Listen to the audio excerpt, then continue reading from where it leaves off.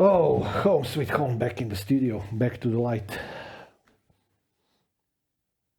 I believe that. No, you look cheerful. Yeah, I'm actually very happy to be here, and I'm even more happy to see you here finally. No, I want to do two things. First, we are here on Sunday, so I had a big meal. This means that right now I'm a little bit like a bear sleeping. How they're Hibernating. hibernating. It's not that I'm half sleeping, half awake, but thinking about the different things that we could do. This is one thing, and I'm preparing for the Monday. And the Monday is not the worst. It's just the Monday is just full of Tell me stuff. why I don't like. No. We are not going to go No, there. not the topic of the song, but the name of the song. Yes, but I know why I don't like Mondays. Sure. They are because just they're Mondays. no, they are just coming into abruptly. Too abruptly. Yes, they should be a ramping up period. So Monday and Tuesday should be You mean 2 or 3 hours, 2 or 3 hours of work, and then you just. So Wednesday should be the top day. No, we can work on Wednesday, Thursday, and Friday being top days, but Monday shouldn't be that. Oh, how I'm going to abuse that against you in the future. I already have a plan, and it's a nasty one. Yes, everybody has the plan for me. Yeah. So let's introduce the episode. What I wanted to talk about is the satellite internet, or to be more precise, I wanted to talk about the satellite communications themselves. Okay. Cool. Without knowing that you're a domain expert on it, Me? that you I have did absolutely your, no knowledge about it. You actually finished university with the paper on satellite communications.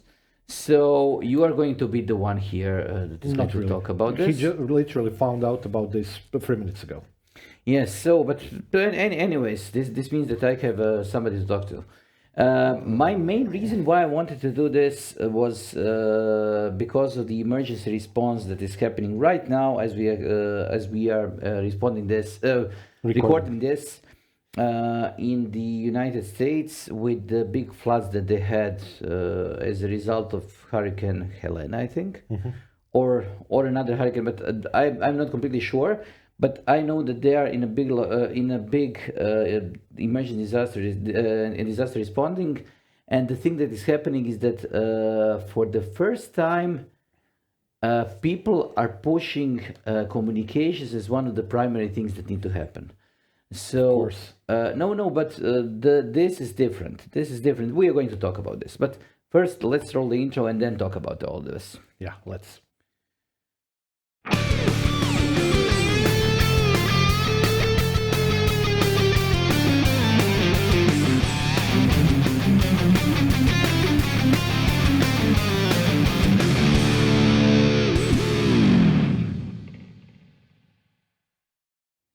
So you think you can tell?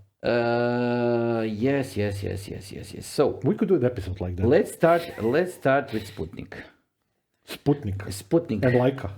No, let's start with Sputnik because we are going to go with the inanimate objects flying to space this time. Okay. So the Sputnik was the first satellite. Okay. It wasn't a telecommunication satellite, but it was able of communicating.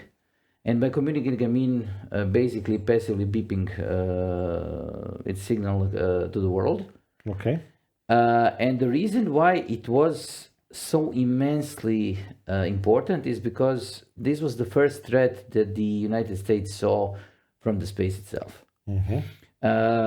They realized that there is another nation that is capable of putting something above the United States. Mm-hmm. And this something is going to be able to see the United States and hear the United States. Okay. Next, the thing that I want to just mention was I'm going to skip over the different, for me, not important satellites. Mm-hmm. I'm just going to mention the ones that I think are important. First one is Echo. Are you powered by Wikipedia today? Yeah, I'm powered by both Wikipedia, ChatGPT, and the things that I learned while I was obsessed about the space program. Okay. Because the way the satellites worked, and I'm talking about Echo, you could either create a satellite by blowing up a huge, basically a balloon made out of metal, or you could just create let's call it a shroud. It wasn't an actual cloud, but it was a bunch of aluminum particles suspended in space, so that you can actually I'm listening to you. yes, so that you can actually bounce the signal from it. So this is completely passive. What they did is they just pointed an antenna to the in the general direction of the satellite, and then hopefully some of the signal bounced back to the other part of the United States or wherever they were trying to talk to. Then the thing that actually made sense was the Telstar. And not any Telstar, but all of the Telstars, because I don't care about the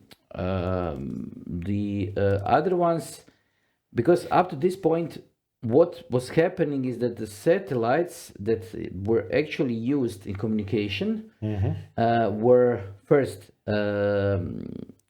simplex, so they could be used for duplex communications, but nobody did that.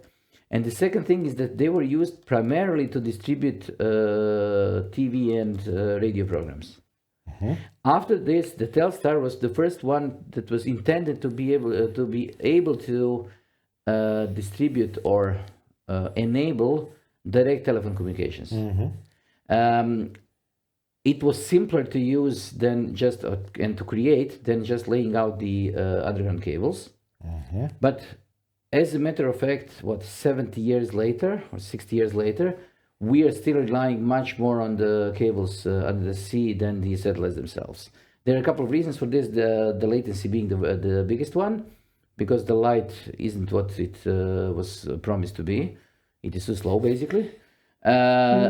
So the satellites themselves were pretty useful thing back way then, before the infrastructure of the undersea and across the continent cables was available. Okay. Then there was Inmarsat, Okay. which we're going to be talking about a lot, and then there was Iridium, and then there was a bunch of everybody else, being Astra, being HughesNet, Wild Blue. yes, and then Viasat, then whatever, and then we are talking about Starlink, and we are talking about the newest generation of satellites. Okay. So before we start, I'm just going to do a quick introduction. Let's talk about low Earth orbit, medium Earth orbit, and normal orbit, or the geostationary orbit, which is a high Earth orbit. Low meaning somewhere around 300 miles or something around 500 kilometers above the Earth. This is the low Earth orbit, and this is where the Starlink resides, basically. Yeah. This is high enough to be higher than the space station and the things that we are using when we are dealing with space travel. But it is, when it comes to space, it is extremely low. Yeah. The opposite of it, the geostationary orbit, is 36,000 kilometers. So it is by far further than the low Earth orbit. This is the thing that people need to understand, because when people are dealing with GPSs, when people are dealing with communication satellites, they fail to grasp how hugely huge the space is. So that you cannot just simply communicate with a satellite that is 36,000 kilometers from you. You can communicate with the satellite that is 500 kilometers from you, but the 36,000 kilometers is way too far. Also, the problem is with the transmission power from this satellite that is geostationary, because usually it has its own footprint, but it requires, I wouldn't say huge, but a large amount of power to be able to get the signal across, because you're dealing with huge distances.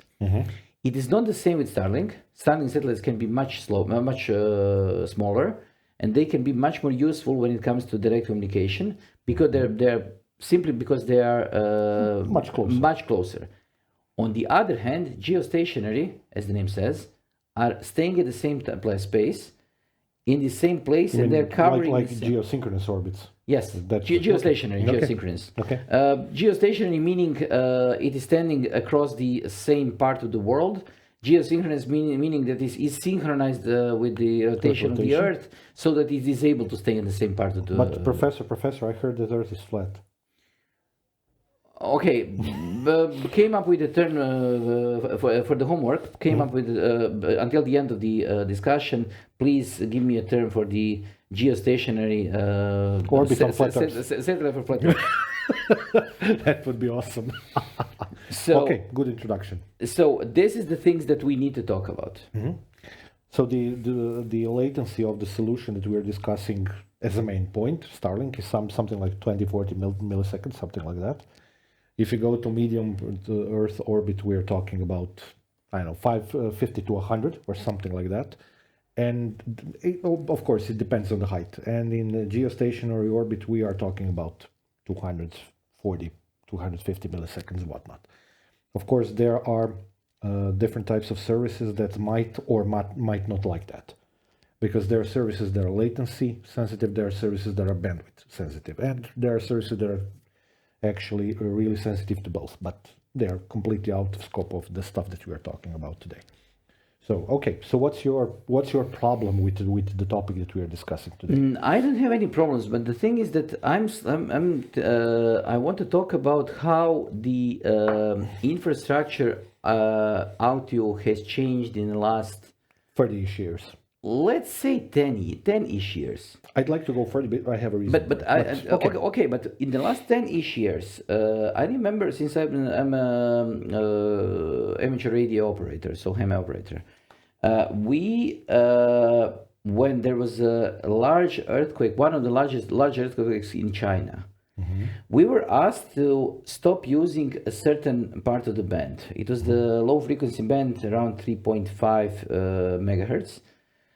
Simply because that part was used for emergency operations. Okay. So they politely asked, and this is a normal way of working, they politely asked that nobody uses this part of the band because they are coordinating relief efforts. This means, and it actually has some merit, is that at this point in time, they had enough shortwave communication equipment to be able to coordinate the relief effort. Why did they switch to satellites? Because in this low, and I mean, when I'm talking about 3.5 megahertz, it's extremely short waves. Sorry, it's extremely long waves, basically. So we're talking about something like 180 meters waves. They are completely able to transfer and cover every part of the world, even from here. So I can talk from here to Japan or to China directly. The only problem is that the bandwidth is not there. Yeah.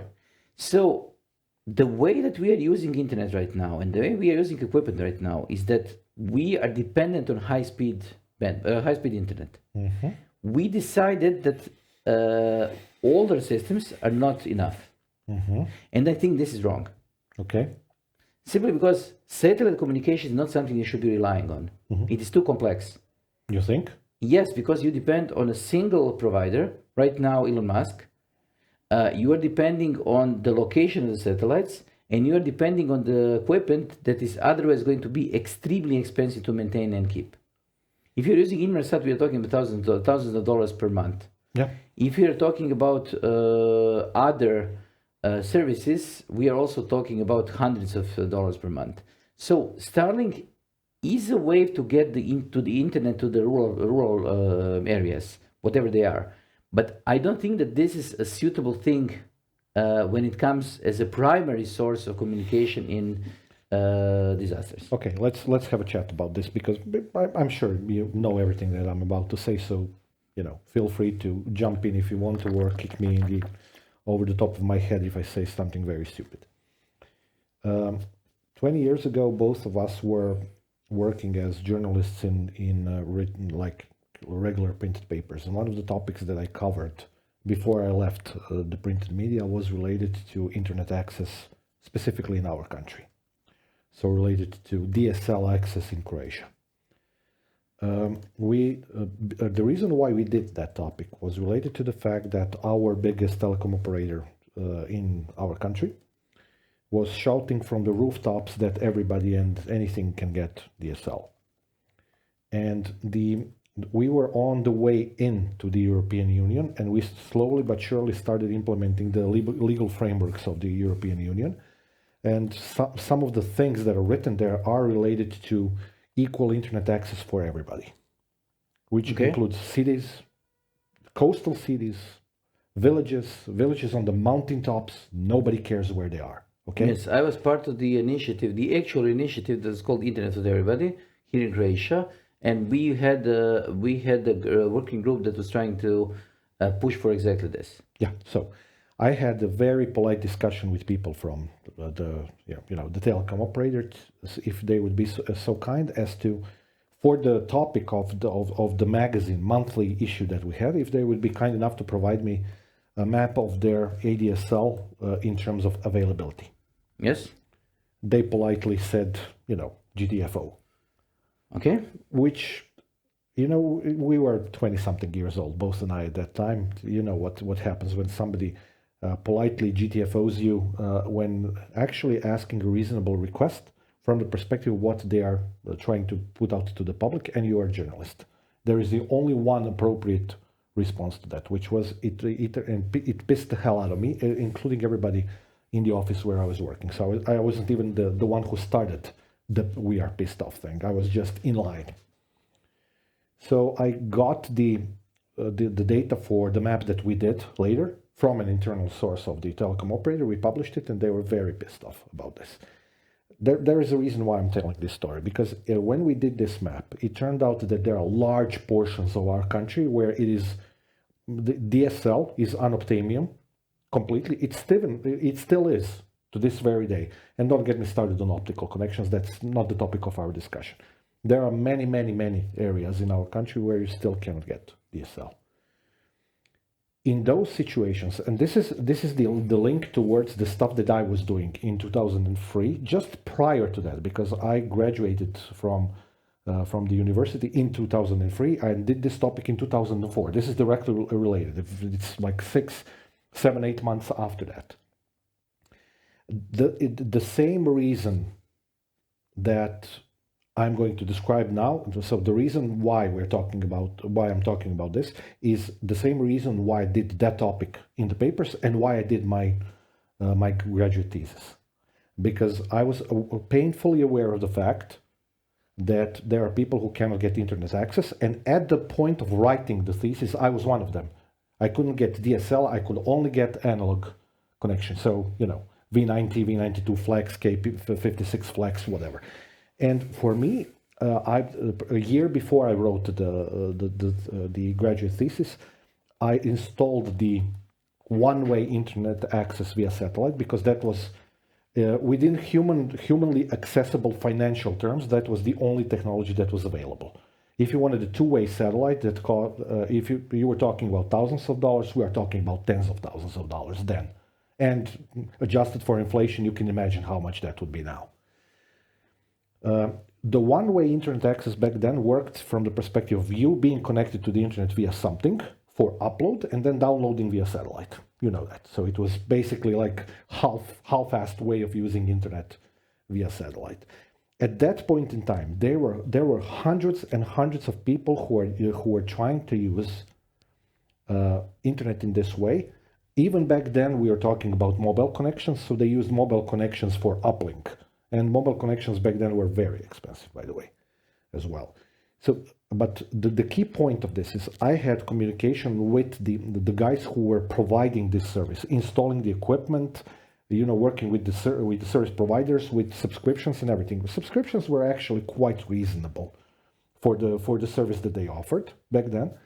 But they told me that they had in a year before, they had a projection for a year ahead, they had hundreds and hundreds and hundreds of installations planned for the very same reason, internet not being accessible. Now, how does that relate to today? The primary intent of the satellite internet for general population should, if we are reasonable, be exactly that, to provide access to the areas where the optical connections, where DSL or whatever, 5G, 6G in the future, where they don't happen or they're not accessible. 5G, we already talked about this in one of the episodes, really doesn't live to its hype, nowhere near what it should be. In terms of download, in terms of upload, accessibility, latency, bandwidth, yeah, the bandwidth is pretty good when you are actually connected to a base station which has 5G. But still, it's way below in terms of the quality of service that we expected. Therefore, it's not the solution for the problem that it was meant to solve. These sorts of services that Starlink offers, considering the latency and the bandwidth, and even the initial investment, which realistically speaking is not all that enormous, actually fills the gap, and the Starlink crew obviously figured this out because it's plain as a day that this type of service is something that the world needs. We can talk about the social impact of that or economic or whatever, but the service is there, and there are many, many thousands of people using it because it's something that they can actually use. Primary internet access via that, I am with you on this because, you know, the cloud, the overcast, everything can really diminish the signal, although this is digital, so it's much better than what it used to be in the past. Let's not get into that at all. But there are places, and for the foreseeable future, there will always be places where everything else is not available. And anything that can be used is good enough. And, you know, by definition, Starlink with its offer is going to be good enough for all of those. Recently, they introduced, I remember reading about this a couple of months. I was actually considering buying into this. They created a new generation of smaller satellites, something like that. Yes, they're going to be pushing for direct to mobile service, so that you actually don't need the equipment. But this particular phone, the iPhone, I think from 13 to the late generation, is actually capable of using satellites as a means of emergency communication. Excellent. But as always, not in this area. Yeah, of course. Yes, but the thing is that let me interject. I was talking about. I think it's called Starlink Mini. That's what I was. They need to. There is a calculation that says that in order to be able to provide constant, high-speed internet to the entire planet, they require something like 12 to 13,000 satellites at the same time. And they are already halfway there or more. Yes, right now they are pushing. They need to do, I think, 2 or 3 more launches in order to be able to provide direct to phone service for the United States. The latest information is September 2024, 4,026. So basically halfway there. Okay, but the thing is that they're still missing some because that it depends on the orbit itself and the way that satellites are distributed and so on. But the thing is, this is going to kill any notion of local operators even trying to cover the entire country with the signal. Croatia is pretty small. Okay. Right now, I think that I'm not going to go into numbers, but I'm going to go with all the population centers are covered good enough, and the rest of it is not covered at all, basically. And it is going to go even, it's going to get worse, because there is no incentive to do this, to fix this. Yeah, it's economic principles at work. Yes. The negative aspect. No, the first thing is that when the awards, at least in Croatia here, were given, what they were given as a goal, so an accomplishable task that was the metric for the coverage.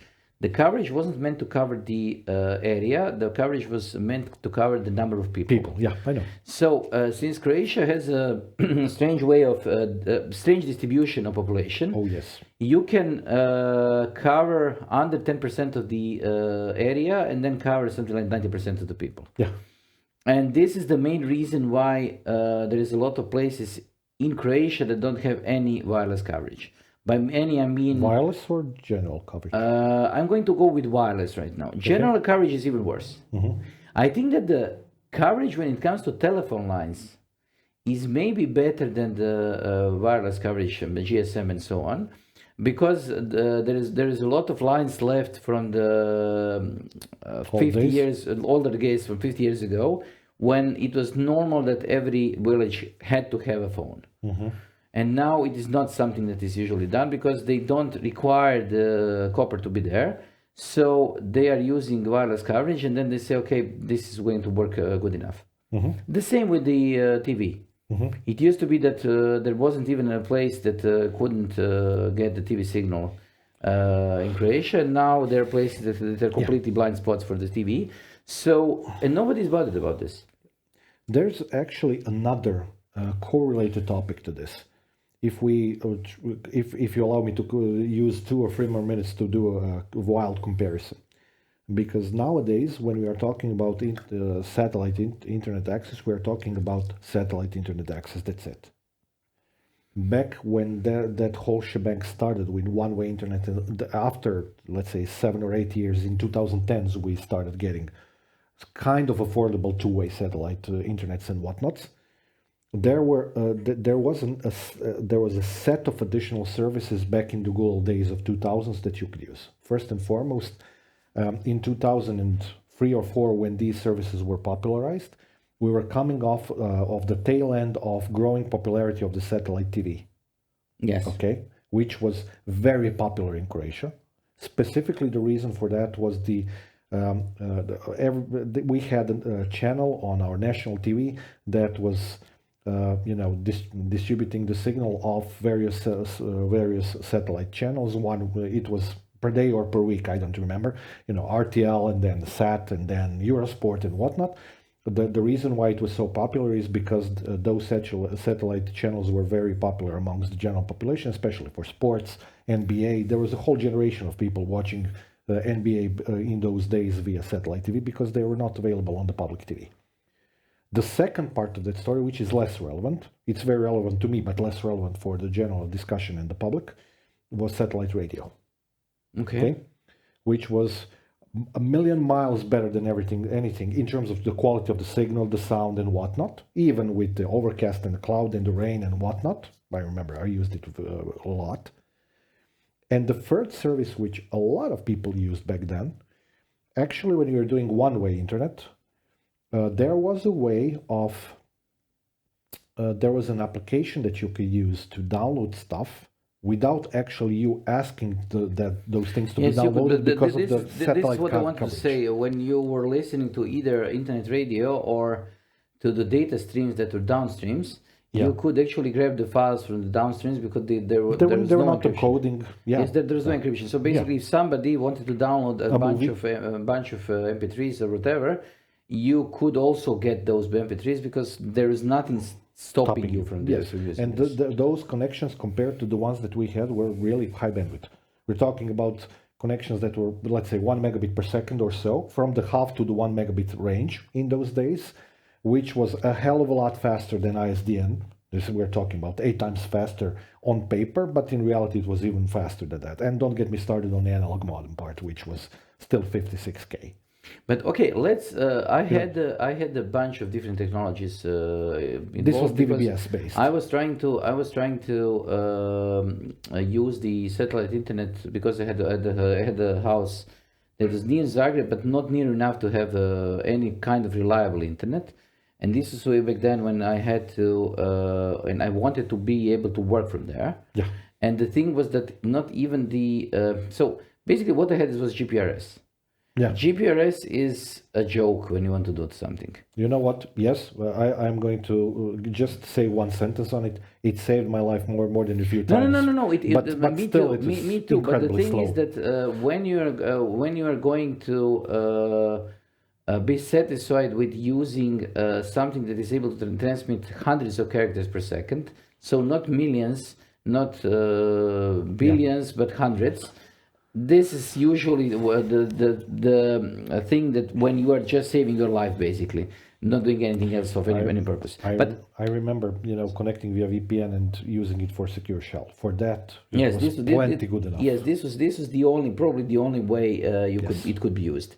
Okay. But then again, then I changed And I got one of the first installations of Astra had a huge service that was able to be two-way communication. But that was obviously later. It was in 2006, in 2007. You did. You had it at home, or did At you home. at home? At Okay, home. lucky man. I had this was one of the first ones. Okay. Because what I did is, since I was a journalist and I knew some people. That's where I was going with the question. No. Because I was a journalist and I knew some people. I actually wrote to Astra Communications in advance, and they were completely surprised, and they didn't have any idea what to do with this. So they just sent me the entire equipment. Equipment was something like 900 euros or so, and the subscription was something like 70 euros. So it wasn't that expensive. But you know, in 2006, 70 euros was way more than today. Yes, it was expensive, but it wasn't that expensive because this actually meant that they had, I think that the speed was something like half a megabit upload and 2 megabits download, something like this. And then the DSL came. Yeah. Then I, in this particular place, because this belonged to my parents, so my brother is now using it. I think right now he's still stuck with the DSL. Exactly. And he's still stuck with something like 20 megabits. Yeah. And nowhere to go. And nowhere to go because there is no optical cable is not going to reach him soon. No. Specifically not simply because the house itself is surrounded by 4 other houses, and then the next houses are probably a kilometer away. Yeah. So it's a dead end when it comes to roads and when it comes to any infrastructure. Yeah. On the other hand, the thing that I'm right now thinking about is not this. There is a big thing that is, or a big drive to declare the internet as a human right. Yes. And I think that this is probably something that should be done. Absolutely agree. Should have been done years ago. Yes, the thing is right now is that although all the telecom operators are basically swimming in money, they are against it. Of course they are. Since the money they are making right now is not by providing everybody with the best possible service. What they're doing is they're providing some amount of people with the service that they are fine with. That is, they are fine with. I'm not going to say that the service is good enough. They are aiming for the people to be happy with the service. This doesn't mean the service is good enough. This means that the people don't know better. For context, he has 4 internet connections at home. Okay, I'm not completely sure if this is completely true. 3? It may be 5. Oh, sorry. No, so because you. no. It is the same as there is a movie, and I'm not going to be talking about the movie itself, but it says that when you're trying to start doing something, you might as well do it, overdo it. No, over-engineer it over the top. So the thing that I did, and this is a side point, when the COVID came in, the thing that was happening is that in this particular point in time, only DSL was available in my part of the town. He had optical connections. I wasn't able to get any optics because although I live basically much closer to the center of the city, and I live much closer to the actual data center of the biggest operator in Croatia. Yeah. By much closer, I mean something like 300 meters. Yeah, and I'm kilometers away. I couldn't get the optical connection, which is insane. And I had to use the DSL that wasn't that stable. I'm not going to call it stable, but reliable. Okay. The problem wasn't the stability. The problem was reliability in its entirety. So, for example, it could go down for a couple of hours without any notice, and this was a big problem for me. So what I did is that I basically first connected GSM or 4G, 5G card to my modem or my router. And then I connected to one of my neighbors and asked him, can I use his link? Because he also had a DSL link, but he was using a different operator. So can I use his link to be able to connect it to the internet if everything fails? And then the optics came. So I ended up with 4. And right now, I think I didn't put it into use, but I think I have another another set of SIM cards that could be used if I need to. Mhm. And the reason is that because if you are in a part of the city that has enough coverage, internet in Croatia, when it comes to mobile internet, is dirt cheap. Yes. You can buy it for €3, €5. I'm lucky enough that the area where I live in was one of the first areas that was covered by 5G signal in the city. And I immediately noticed when the 5G signal started coming in. Actually, we are connected here in the office via the 5G connection that I used via a different device back then. And during the COVID year, you remind me of that. I had a situation where the power dropped and internet dropped for me when I was doing a course. I had a mobile internet connection available. 4G is even enough for the stuff that we were doing over Zoom, but 5G was working. I was able to switch over in 15 seconds because I had a separate second computer and whatnot. I told you that story a couple of times. So that was a very, very fortunate situation to be in, which most people aren't. And the second thing that's really bothering me, one of our favorite colleagues from the company that we work for, just bought an apartment a year ago and moved into it 6 months ago. It's even closer to the center of the city than you are. Okay, quite a bit closer actually. He only has the capability to use DSL, and it's not very, very fast. I just asked him about it a couple of days ago. My interest in Starlink was actually something that after the release of that mini, whatever it was, I have an apartment that is south-centered. Okay, so it's looking at the south side where usually the satellites are for the services that we are talking about.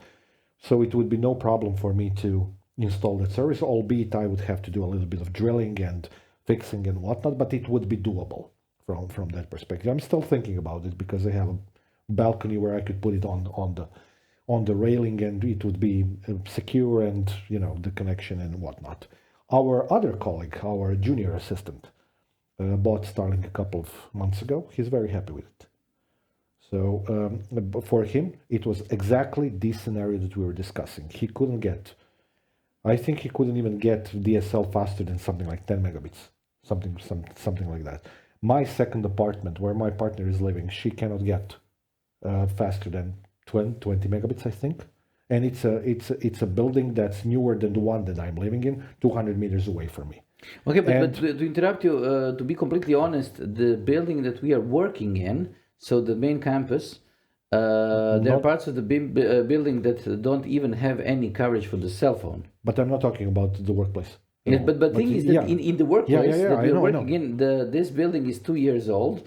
It is near the city center. It is actually, you can see the city center from the windows, but the way the building was constructed and the way the signals are positioned across it, the signal itself sometimes doesn't even cover the voice communication. Yeah, in our office, for example, and they're going to stick another high building on that side of the building where we are as well, so there will be no mobile signal at all. Which, yeah, but actually, our junior assistant, that he bought into the Starlink, and he installed it himself in an hour. He was very happy with the work and everything. He was basically broadcasting this in daylight on Discord and whatnot. And right now, I think he got a message from some of the providers that they are going to do optical. I think he already got the optical connection now, but he's very same situation as your brother has. He's outside of the small city and right next to the capital city where we live in. So there is a huge disparity in terms of the availability of internet access, especially faster internet access, that could be covered. Basically, there are two technologies that could cover that, generally speaking, which is either satellite or mobile. That's why those things were pushed so far, so much in the past 20-ish years. That's what 5G should have solved partially as well, but it hasn't happened. So for me, I don't know if you are for or against or somewhere on the fence about Starlink. Don't really know. I'm all for that, albeit with the caveat that you mentioned. I wouldn't like that to be the only option available. But if it is, I would still use it. I'm going to go with... I have a problem with Starlink. Starlink is right now still too expensive when compared to everything else. Okay. On the other hand, sometimes you don't have any other choice. Yeah, And having a choice is important. is important. So Starlink, as it is extremely useful. Okay. But to go to the point that I was trying to make in the start of the episode, I don't think that Starlink should be something, or internet connectivity should be something that we are relying on when it comes to a disaster. Right now, I know for a fact that a lot of emergency services are relying on 4G networks and 5G networks for their workings. I think this is completely wrong. Do you think that we should move back to some kind of a long-range CB radio or something like that, or what? I think that they should be capable of doing this, because the equipment that is used for, I don't know, communication in 144 megahertz range is down to $20 per unit. And So- what typical signal reach is what? 5 to 6 kilometers. Okay. But if you are doing something that is extremely specific, like trying to communicate across a small area because you're searching and rescuing something, it is useful. You want inexpensive tools that can be broken and just replaced. You don't want Starlink infrastructure. You don't want to have an aggregate or a generator. You don't want to have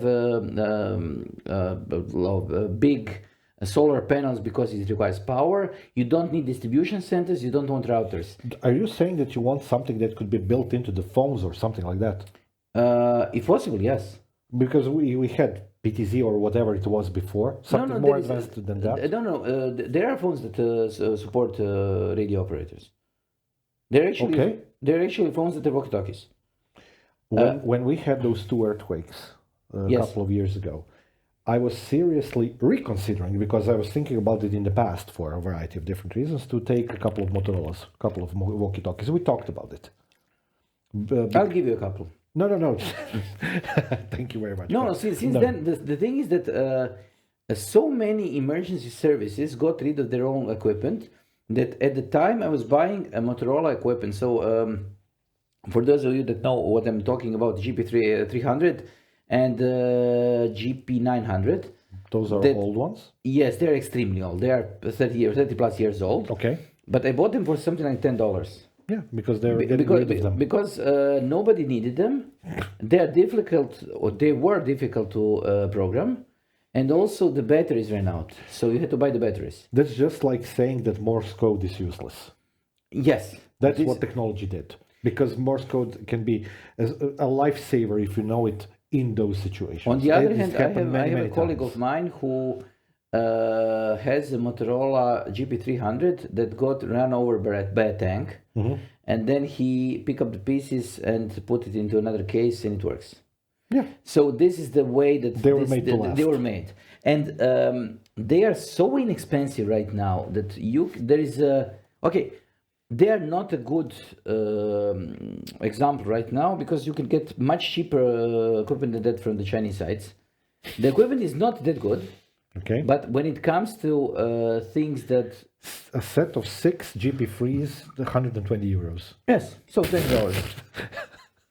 Okay. So this is the reason. This is the reason why I'm talking about this. Okay. I If didn't know want that you to were do- looking for that angle. Very No, good. if you were looking for a simple, cheap, and Always easy available, to yeah. use, always available service for communicating across small distances, because this is the reason why they exist. The earthquake itself is not going to involve huge distances. It's going to involve probably 20 to 30 kilometers of distance, and this can be spawned by using these radio stations by using repeaters. And there is a repeater set for the Motorola's, and there is a repeater set for the Chinese stations. That is basically another $60 or so. So you can turn the two stations into a repeater. I have one of those, and it actually comes with a battery. So you can turn two stations into a repeater and then put it somewhere high, and Solve the problem, you're basically. completely fine. And this is why I don't see the reason why we should be putting Starlink in such a front and center place when it comes to communications. I know there is a reason for digital communications. I know there is a reason why they should exist. Yeah. I was planning, in part of the planning of one of those emergency communication networks. But the thing is that when it comes to raw communication, on actual ground, when something extremely bad is happening, it is much better to have something inexpensive and something that actually works. It fits your pocket. Yes, and you can just scatter it around, give it to anybody, because probably everybody can learn how to use walkie-talkie. Yeah. And even if you are using the cheapest ones, you're going to be throwing them away every day, but they're going to be so cheap that you don't care. We are talking about the price of probably a package of water for a communication device. And this is the reason why I'm always on side of using old communication equipment, and specifically because it can be listened to. Yeah, in this case, it might be a good thing. Yes, because encrypted communication, everything else is fine, but sometimes you want to have somebody to be able to listen Broadcast, in, basically. so that you can broadcast the information. I'm also for the devices that are able to broadcast in FM radio frequencies. I know that they are completely illegal when it comes to everything else, but you probably know this, and I don't know if everybody knows this, but if you are in an emergency, an actual emergency, you are completely by law fine with broadcasting on any frequency. So if I want to use any frequency at all, in order for somebody to hear me, I can use any frequency at all if it's an actual emergency. I'm going to get sued, probably, for misusing a frequency, but I'm going to also get A free pass for that, because there is an actual, in the ITU rules, there is an actual side note for the emergencies. Yeah, you could actually easily hack this in terms of FM. A lot of people have those FM converters for the car. Yes. No, from the phone to the car idea with a line out cable, and then they listen to MP3s via a radio in the car. Which are by itself basically all illegal. Yes, but still, you could program that to do any kind of FM frequency in the range where the radio stations are. And yeah, people who are, I don't know, let's say 100 meters away from you, if they're listening to that frequency, they could definitely hear it, because you would shadow the radio station, or maybe less, but still it could be a lifesaver. Oh, but I really didn't know where you were going with this, but I'm completely with you. That's the reason why a lot of the old stuff that we are sometimes discussing, that's why I'm a huge fan of old technology as well. I like tube amps, I like tubes in general, I like analog equipment. It's not all about the latest gadgets, because the latest gadgets, you look at them in the wrong way, they just fail. There's so many of them like that. And codependency on digital technology in general is not good. And actually, if you are on a side note, there's a huge resurrection of analog technology happening right now in general in the world. And one of the key drivers to that is actually AI. Yes. AI accelerators. IBM has a whole bunch of analog ones. Reason being, to keep the long story short, and we could do an episode about this actually, is because the people still are on the fence of saying whether or not the way in which the brain works, which we are simulating via various AI technologies, is analog or digital. So they are trying to simulate it in both ways to see which way is going to yield the best results. And I read a PR release like 6 or 7 months ago that IBM produced some kind of a really good analog accelerator for AI, and they're expecting another, huge boom in sales and whatnot for that technology. That's really smart. Yes, but the thing is that we need to also understand that the new technology by itself doesn't make any sense. For new technology's sake. For the new technology's sake. A lot of technologies we are seeing today are technological dead ends. Yes. And people don't seem to realize that. I always use this same analogy. I probably used it in one of the previous episodes. And this is the 3D TV. Oh, yes. The 3D TV got some traction. Some units were produced, probably in millions. And nobody remembers them. Yeah. And this is just another example of a technology that wasn't meant to be. There wasn't an actual market for it. What they wanted to do was fine. I'm going to go with they had a good idea. The idea was marketable, but in the end, it was too complicated to implement. It is the same when it comes to Starlink when we are talking about disaster recovery and disaster response. When we are talking about, I don't know, command and control locations for the disaster recovery, I'm all for Starlinks. But when it comes to actually on the ground teams, I'm not for it. Well, the reason is super plain. I mean, you have your CB radio, basically your speaker in your hand. It's not reliant on any kind of medium something retransmitter or whatnot. It doesn't have to be. And you can talk directly to somebody. You're not depending on anything in between, no intermediary. That's also important because Starlink and by definition all of the mobile services, whatnot, they rely on the mobile services working, cell towers, whatnot. What's going to happen if there's a huge flood or big earthquake and, half of those things just get crashed into the ground? They're not going to work. So I'm absolutely with you because this is in terms of complete lack of dependability. They are not dependent on things actually existing around them at all. As long as you have battery, the Motorola's will work. Who gives a crap about, if there's a cell tower somewhere using it? Although there were various attempts at hybrid technologies that could mix those two things. Motorola transmitting to a mobile cell tower and then retransmitting via mobile network, stuff like that. There are a lot of research done in that area years ago. I don't know where they are right now. I think they should kind of like resume working on those topics as well, so that you have as wide as coverage as possible on some critical frequency in the mobile band, so that you can interact with all technology like Motorola's with that. That would be kind of like a hybrid solution. That would be good. And satellite communication in terms of the phones is still way too expensive for anything like that. But the reason is that I think that it is going to come down in price as soon as the Starlink has enough satellites. That's quite possible, yeah.